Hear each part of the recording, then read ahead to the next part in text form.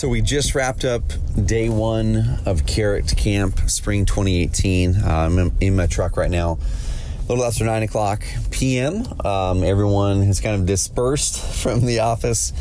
Today was a really, really cool day. So I want to walk through a breakthrough that three of us had while eating lunch today around passion. And it's a topic that comes up a lot. You know, how do I find my passions? How do I work within my passions? How do I build a business around my passions? Things like that. So that was a big breakthrough. Me and two other high performers in there. It's amazing people. I want to walk you through a really, really simple concept that for these guys who are struggling with passion, struggling with purpose, it completely changed the way that they looked at it, which was really cool. But quick recap. So day one of Carrot Camp, man, we have an amazing crew. I mean, Brad Chandler coming out here as a paid Carrot camper. One of the largest home buyers in the country, 2,500 plus homes flipped, wholesaled. Brandy Pollock, a big flipping guy going into wholesaling, doing tons of deals. You can just keep on going on down the list. Brian Rockwell, Tim Ittenbach, Ben Suchek. It's like these guys are just crushing it. You know, Kylie Newbold. Literally I could keep on going on around the table. And I know I'm missing people who are just amazing, and I'm totally going to be diving into the whole Carrot Camp recap here in the next couple episodes. But on this particular episode, I want to talk about passion.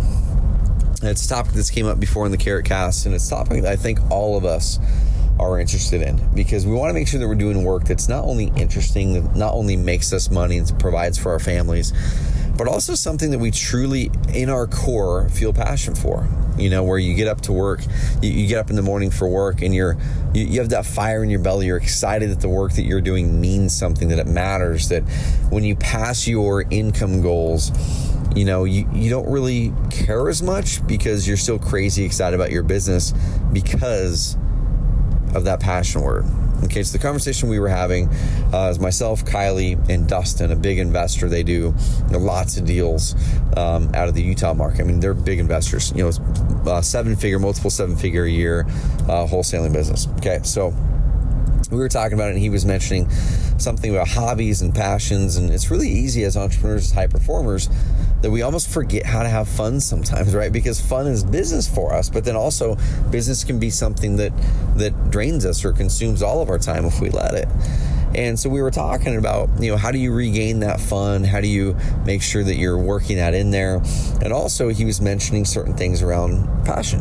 You know, it's like, man, you know, what are those things that are my passions and things like that? I know when we were kids, right, we had no problem finding things that we were passionate about. It could have been sports, it could have been video games, it could have been whatever it was. There were all kinds of things when we were kids that we were passionate about, or that we would look back now and equate to passion, right? And I think the trouble that I've had with passion over the years, when I really struggle with it the most, was the whole notion of you have to build a business around your passion. And I heard that. I was actually at Gary Vaynerchuk's very first paid speaking gig ever in Orlando, Florida. I think it was 2010. And it was right around the time when he wrote the book, Crush It. I don't even think that book was out yet. And we had a chance to sit down with Gary, literally like 3 or 4 of us, for like an hour and a half after that talk. And he talked about passion. He talked about, hey, if you love, purple dog beanie babies, you can just dive into that and be the person that leads that in the world and build a business around it. And that is true. You can do that. But for most of us, we have troubles with that. Like, I love mountain biking. I love golfing. I love spending time with my family. I love all those things. But I don't really want to build a business around them. So my original struggle, my original kind of way I got over that was, well, shoot, can't the business be just a fuel or a conduit for the passion? Like, I don't have to be passionate about the actual business activity, as in with real estate investors. I don't have to be passionate about real estate. I don't have to be passionate about flipping houses, wholesaling houses, rental houses, none of that. Or with Carrot as an example, I don't have to be passionate about software or leads or real estate.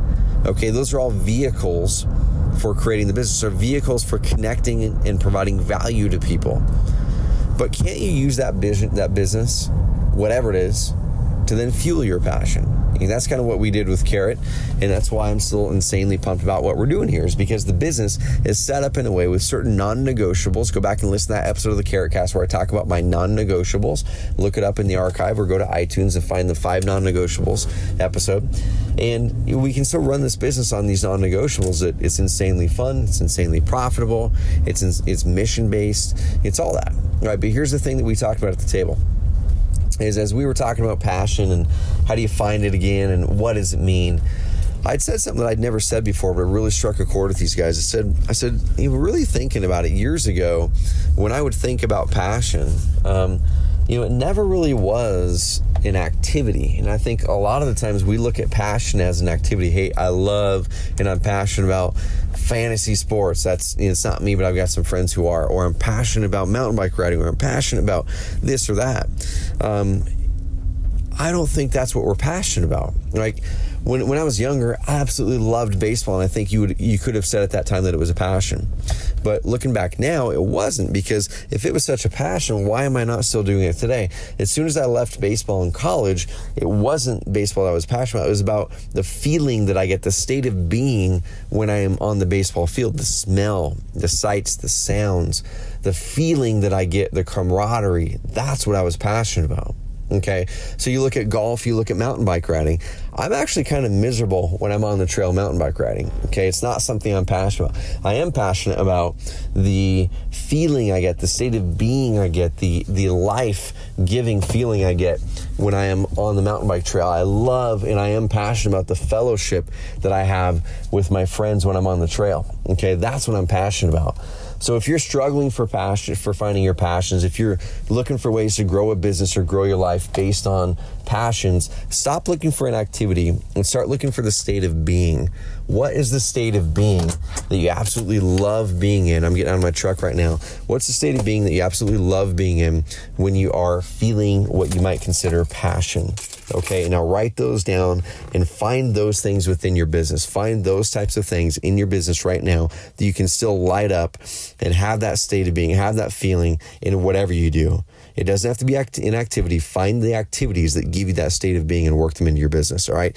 If you want to listen to other episodes of the CarrotCast, go back to this is a little micro episode. Go to iTunes and find the CarrotCast. Give us a rating and review, or go on YouTube, subscribe over on YouTube, and dive in over there. All right. We love you guys. Day 2 of Carrot Camp comes up. We're going to give you a recap of that here shortly. Have an amazing rest of the night.